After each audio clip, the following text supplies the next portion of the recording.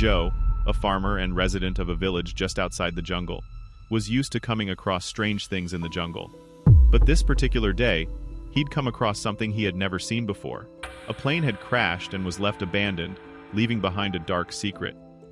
Smoke was coming from the jungle, and Joe decided to take a look.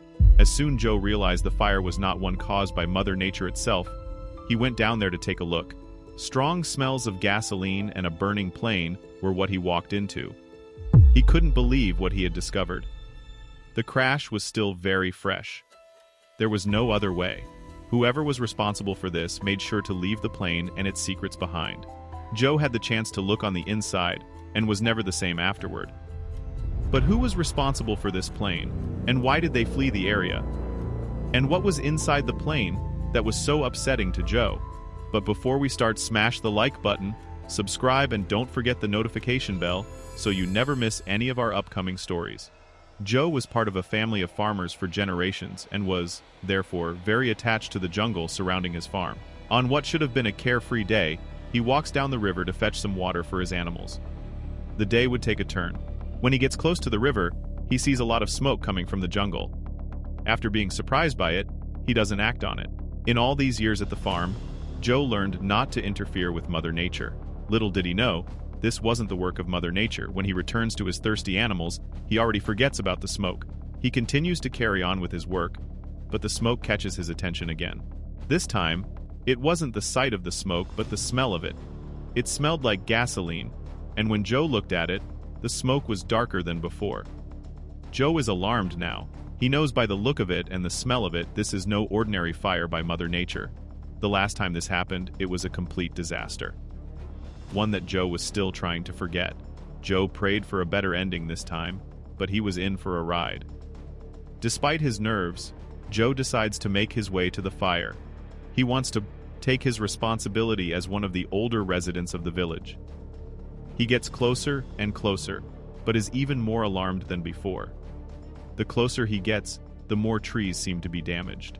Besides, all the animals had fled the area. Then, finally, Joe arrives and sees the plane. Joe is somewhat calmer, now that he sees just one of the wings is on fire. And the fire didn't spread out to the trees around.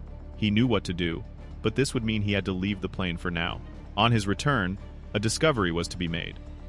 Because the fire is just at one of the wings and it didn't seem to spread, Joe knows to use the opportunity to put out the fire once and for all. He rushes to the river and makes sure he takes as much water as he can. Careful now, Joe. Joe returns and puts out the fire without too much effort. Now that smoke is clearing, and he can see the plane better than before, Joe is shocked to see the badge of a familiar airline. It's the same airline of the disaster from many years ago.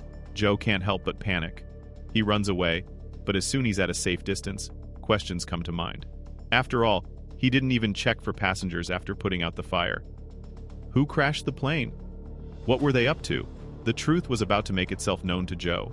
Joe decides he has to go back. He can't live with the idea of leaving injured passengers, even if they were possible criminals. But before he'd return, he was sure to alarm the authorities. As he didn't have a phone at the farm, he had no other option than to walk down the village. Soon, this alarming situation would involve more people. Joe decides to go to the city hall and ask for the firemen. He knows them as loyal and trustworthy people, so they were by far his best option. Unfortunately, they are not available. Joe is doubtful. Should he go back on his own, risking that no one would know of the crash but him? Thankfully, he made the right call soon afterward. Joe decides to leave at least a note at the sheriff. This way, he's sure no one can blame him later on. He could defend himself by saying he alarmed the sheriff, even if he'd carry on alone from here. But the sheriff was around. The sheriff is known as a stubborn and uninterested sheriff. He is close to retirement and likes to spend his days at the station as much as he can. "What brings you here, Joe?" he asked with the little energy he had. But Joe knew how to get his attention. Joe tells the sheriff about the logo of the airline he spotted on the plane. The sheriff immediately jumps up. "Are you sure?" he yells at Joe. Joe tells him he's sure, and the sheriff believes him. Then, he tells Joe this airline filed for bankruptcy 18 years ago. What in God's name was going on with this plane? There is no time to waste.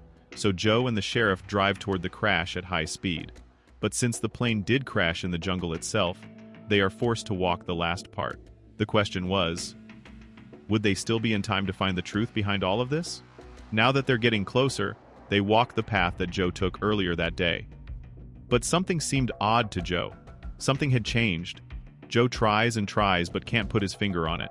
A shocking discovery was awaiting the two of them. The closer they get, the faster the sheriff starts to walk. Joe had a long day so far, and wasn't the youngest, so he couldn't keep up with the sheriff. He asks the sheriff what he is doing, who is too far by now to hear him. Joe raises his voice, but again, no reaction. What was he up to? Joe finally arrives at the plane, minutes after the sheriff does. He looks around the plane and sees the sheriff arresting two young men. There isn't a lot of resistance, as the criminals are clearly injured from the crash. But why were they treated as criminals and not victims? Joe was about to find out. Joe is getting closer and asks the sheriff, "Sheriff, what did they do? Why are you arresting them?" The sheriff looks at him without answering as if it's obvious, but Joe doesn't understand yet. The sheriff answers, "Use your brain, Joe. Don't you know what that airline means? Look inside the plane." It takes Joe a lot of effort to open the doors, but when he succeeds, he finally sees what's inside of it. It's all sorts of highly advanced hunting equipment, from weapons to ammunition. The young criminals belong to an organization that hunted tigers for their skin and teeth. Joe is in tears as he realizes how lucky they are the plane crashed instead of reaching its destination. Given the advanced weapons they were carrying, they surely would have succeeded in killing some tigers. Joe returned to his farm and lived carefree ever since. Thank you for watching. If you like this story, don't forget to hit the like button, subscription, and ring the notification bell so you never miss our upcoming stories.